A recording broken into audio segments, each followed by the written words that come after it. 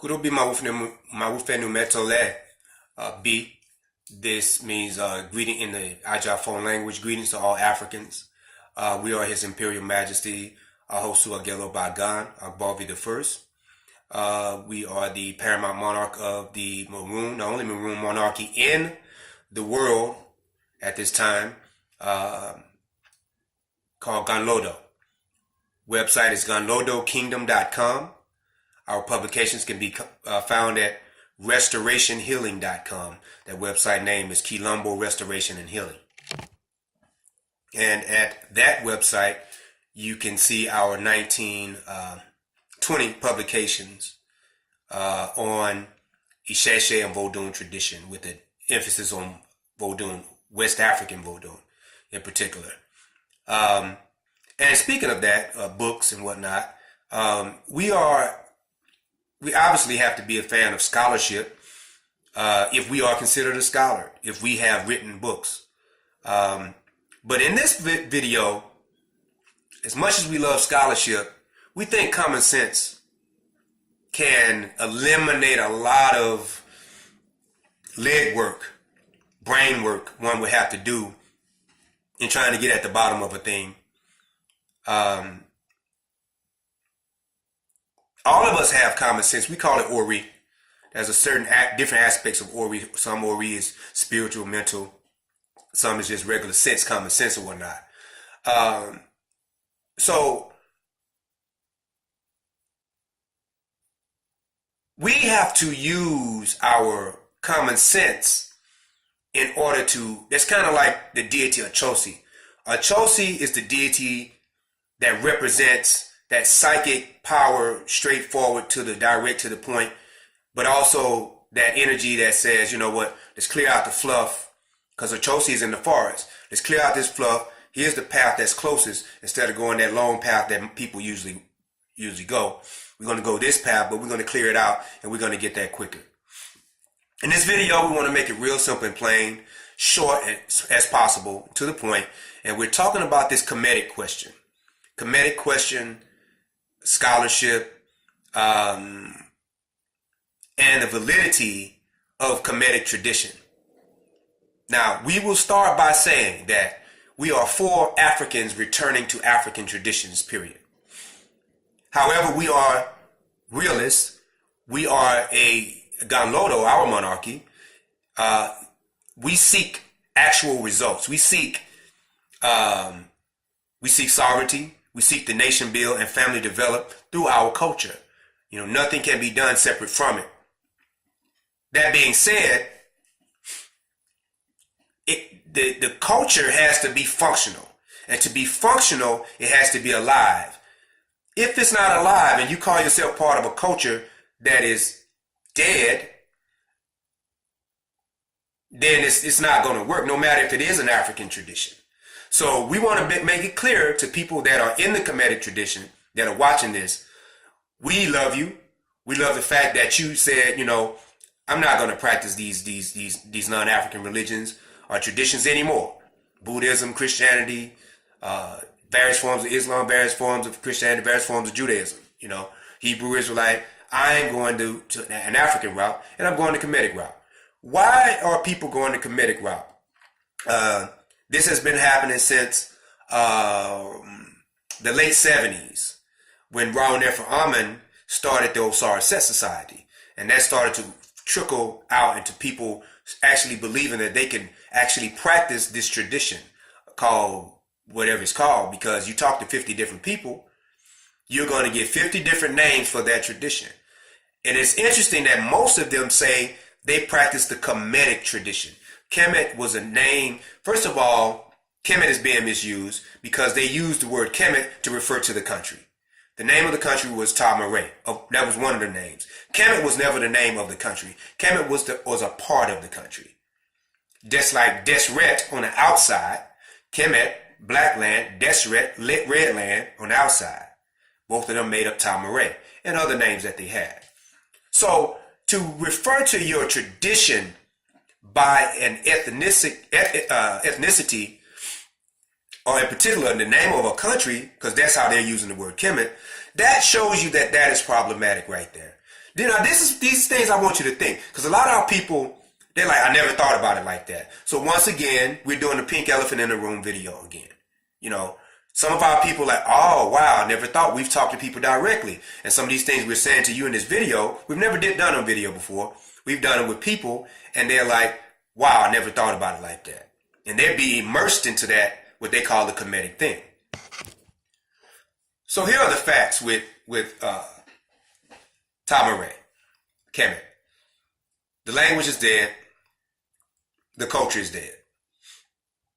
And at some point we have to get over it, you know, and say, well, this is a great African civilization and it's dead. But see, a lot of people don't see the psychology that has gone into the Kemetic craze. Why are people trying to go to Kemet, right? You know, spiritually and mentally and whatnot. One of the main reasons is white folks. Now, you watching this, you may be a black nationalist. You may be like, no, Kemet is an African civilization. What you mean I'm going to Kemet because of white folks? White folks started this craze. Just like white folks started the stuff in West Africa, where a lot of those people are saying that they come from some kind of Hebrew lineage. They weren't saying that before the 1840s when the first church was put there. Really, they didn't start that till the 1890s, saying that. Early 1900s, it picked up. You know, so far as the Christian presence, actually, them talking about being descended from some Hebrews and all that, that came about in the 50s and 60s. You know, we talking about West Africans. You know, so you gotta. And this video is all about the lineage of thought, spiritual lineage and the lineage of thought. So if we take the West African, for example, and let's say that there are Ewe people in Togo and Ghana that say that they are one of the lost tribes of the Hebrews. Then the Ga people say that they are a lost tribe. They're the lost tribe. Matter of fact, let's back up. They say the lost tribe. The Ewe say that they are the lost tribe. The Ga people, Ga and Dagbe people say they are the lost tribe. And then now you got, you know, recently, 10 years ago, you had the Ijebu Yoruba saying that they were the lost tribe. The lost tribe. Which one is it? Which one of y'all? Neither. Because you didn't get this, you didn't start talking about this till you got Christianized. Now, so the same thing kind of works with the Kemetic thing. When I ask Kemetic people, and they try to skirt around this, and I say Kemetic because that's what they call themselves. When they try to skirt around this, they always try to skirt around this. What is your lineage? I'll ask that question like that. For instance, our lineage, we were initiated by a particular person. That person was initiated by a particular person. That person was initiated by a particular person that went back to Cuba, to Montaza's Cuba, through Cuba, back to Ibadan in Yoruba land. And that same thing that we do today is practiced right there in Ibadan at a Shango shrine that's right there, that's been there for hundreds of years. You know, that's our lineage. In short, now that's on the Orisha side. You know, in the Kemetic thing, there is no lineage. All of this stuff starts made up over here. And it starts with white folks. I had people say, well, no, we're trying to resurrect it. You know, the culture's dead. The culture's dead. You got 40 different ways to pronounce Osar. Which one is it? We got one way to pronounce Shango. We just said it, Shango. We have one way to pronounce Hevioso. If you want to check our pronunciation of any of these words, Fon, Yoruba, whatever, guess what? You can go to Facebook now and meet people from Benin, from Nigeria, and say, hey, this guy said that this was da-da-da. You speak the language. Is this correct? And that's the key. He speaks the language. Why? Because the culture is living. Dead cultures cannot get you liberation. That's just like African people trying to use the same Christian Bible to liberate themselves and gain sovereignty that the cracker forced on them. It's the same thing. A lot of people don't want to hear like that. No, that's not an African religion. At least they're practicing the African tradition. We're talking about, with the Kemetic people, the ones that's at least practicing the African tradition, as they say, we're talking about functionality. Gla, in another video we made before this one, means power in the Àgèlògbàgàn language. So you could potentially have power and not use it, or you could use the power incorrectly. But what we didn't say in that video, and this more pertains to this video, you can have something that had power when it was alive and now it's dead. Dead people don't get up and walk. Now we try to talk about ancestors and they're like, we're talking about a dead physical person. They don't get up and walk. That body has no power. It has no power. Arako agbara. The body has no power. The body is dead. The body is dead. You know, and that is Yoruba language. Living culture. The words we just said, check them against a Yoruba person. Let them hear me say it. Is he pronouncing that correctly? They're going to tell you yes. But let's just say no. Still, they have a living culture to check what I said. Now, let's go to the Kemetic people. You have people that saying they're resurrecting Medu-Neter, a dead language. How are they going to do that? Now you got this thing, well, they've been doing it a little while. They're saying that they're going to resurrect Medu-Neter through the Bantu languages. Here's the problem. There is nobody in Egypt, there's no more Tamare, Kemet. There's nobody in Egypt who are custodians of this tradition, who are priests. Matter of fact, that place is pretty much Arab for the most part, you know, and Arabs mixed with Greeks, you know. There is nobody in that area that you can go to and say, hey, teach me Medu-Neter. Teach me this ancient Kemetic language, right? So that's problematic. To say that you're doing it through Bantu languages makes no sense because that has to be made up. It has to be. Bantu is Bantu. Kibantu, so-called Swahili, is Bantu. Yoruba is Yoruba. Eve is Eve. Nobody in Eve land that's speaking Eve, people that speak in Yoruba, they can say, hey, this word is a Kemetic word. How are they going to do that when the Kemetic civilization is dead? It makes no sense. Point blank, and once again, this is what a lot of people don't want to hear. All of this goes back to Champollion and the Rosetta Stone of 1822. Before that, there were no African people nowhere in captivity. You can blame it on captivity, whatever. Nowhere talking about let's resurrect Kemetic tradition because it was dead. That only started in the 1900s where African people saw that Europeans were trying to whitewash Tamare. So we were correct in addressing that and letting them know, point blank, this is an African civilization. We're really not letting them know, but addressing it from the perspective of teaching our progeny, teaching those that have come behind us, hey, this is African civilization, this is where they whitewash this, da-da-da-da-da, right?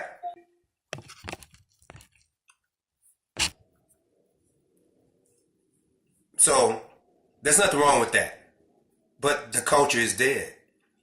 When we talk about these African scholars, here's the key. Don't forget this. When you talk about resurrecting Medu-Neter, the language, right?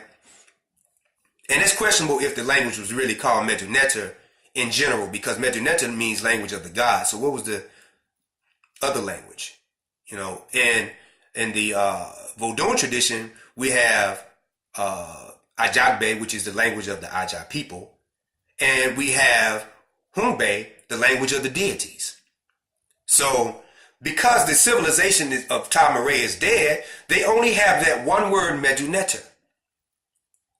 And that's problematic because when you look in our cultures, like in Yoruba, we want to talk about the language of deity. We say that we use the word Ejinle Yoruba, among some other words, you know.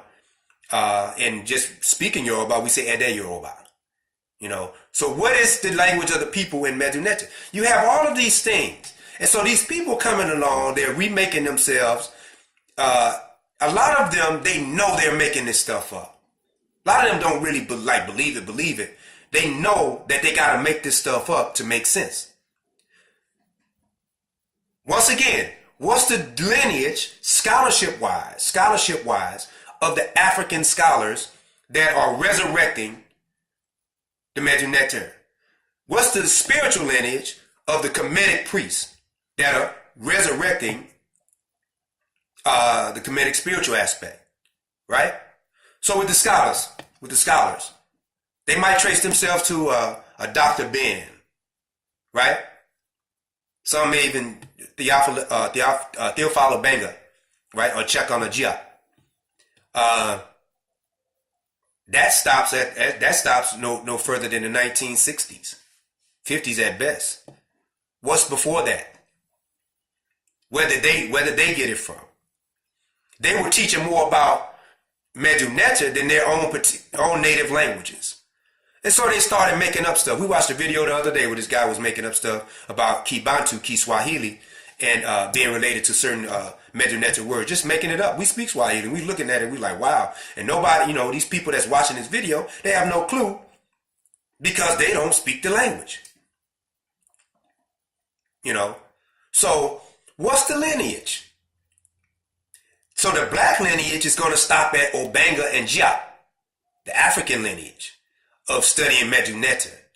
Show me in that lineage, before we go to the next point, somebody that was from Tamaray can't, because it's dead, it's gone, they scattered, they're gone, right? But show me somebody that's from there in that lineage. Nobody. People from Senegal and Gambia, whatnot, they're using this. And what a lot of people don't know is that a lot of these people from these different groups, like the Yoruba, this guy named Olumide Lucas, in his book Religion of the Yoruba, he continuously says through the book, when he makes these made up comparisons with Medu and Yoruba language, he consistently says through the book, this is proof that the Yoruba were once part of or in contact with a higher civilization. What a lot of these people subconsciously have done, these African scholars that's trying to do this, trying to connect the Medu with Bantu languages or indigenous languages, to prove that the civilization is still alive, right? Some of them do that. They subconsciously they're saying Kemet was a much greater civilization, so we got to connect it to that. That's just like people saying that, the world is 6,000 years old and everything started from this Middle Eastern place, so-called Garden of Eden. So you have to rework your own history. Because, truth be told, when we talk about Wolof with Shekanta Jia, we talk about the language, the Mandi languages of Gambia, Yoruba, Ewe, the Fon people. These languages are much older than Tamaray. And that's another thing. They want everything to look like it comes from Tamaray. Why? Because this is this big, pretty civilization that had all these writings and these temples and whatnot. But the truth be told, our civilization developed independent of Tamaray and way before. Everybody talks about the Hapi, the Nile River. Nobody talks about the Oya River, which is just as powerful and almost as long. That Oya River you know as the Niger River. Civilizations develop along rivers. Nobody wants to talk about that. Everybody's focusing on the Nile and the Nile Valley. What about the Oya? The Oya, the Niger River Bend. What about that? What about the fact that our people were right there on the Atlantic? And you say everything comes from Kemet? No. What about Kemet got some stuff from us? Maybe a lot of stuff from us? Now, we don't want people watching this to get in their feelings. We want you to stay with the facts. Pay close attention to what we said about lineage. Where are these black scholars getting their stuff? Eventually, they are quoting somebody that quoted Budge. Wallace Budge, which was a racist, one of the first writers. He wrote the Egyptian Hieroglyphic Dictionary in the 1880s, we believe. Eventually, you go back to Budge. That's a hard pill to swallow, isn't it? That's a hard pill to swallow. For instance, when we mentioned being initiated, eventually we go, of course, back to Africa. Not anybody white, not a white scholar. And that's another thing. Everybody wants to, we love scholarship, but scholarship doesn't get it here. It doesn't get it. Not when you're trying to practice a culture, it doesn't get it. And eventually you go back to Budge, who goes back to Champollion, to Yovo, to Crackers, to Tupobs, to Wazoogle. That's just a fact. That's just a fact. You could put all your faith in this new black scholar that's saying, we're correcting this. What perspective are you correcting it from? You correct it from the perspective of you done went to Tom Murray and talked to somebody and they said, no, that's incorrect what the white folks said. No, because you can't go to Tom Murray because Tom Murray been gone for a good 2,500 years at least. Good 2,300 years.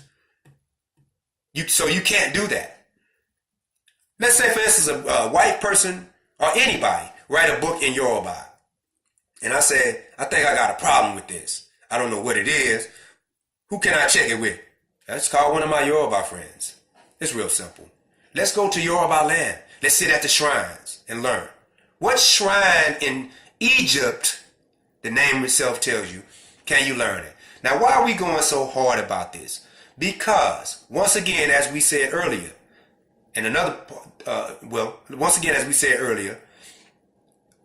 you cannot employ power from a dead civilization. You cannot exude power. You cannot exert power because that's what it's about. Our living traditions are power. It's a known fact. That's why so many in the Kemetic tradition come to us and get divinations and to get airballs or sacrifices done. That's just a fact. That's a known fact. Many people from Osiris Set and different people over the years have come to us for real readings, for real culture. But it's kind of like the Christian that sneaks and get the reading. They come and sneak and get the reading, get the result, and then crawl back under the Kemetic umbrella. Like, think about it. You're calling yourself, I practice the Nigerian tradition.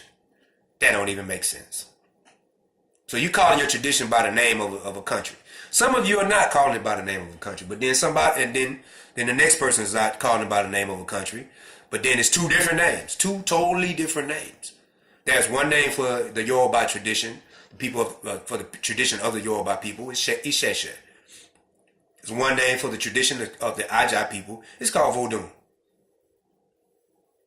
It's no different ways of, you have sub branches within there where a certain focus of Vodun is done, But at the end of the day, all of it is Vodun. What is all of the Kemetic tradition? What is the umbrella for that? You don't know because it's a dead civilization.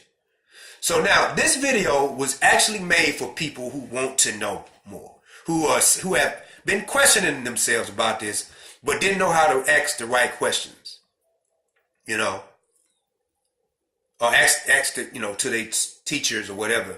They didn't know exactly what to say.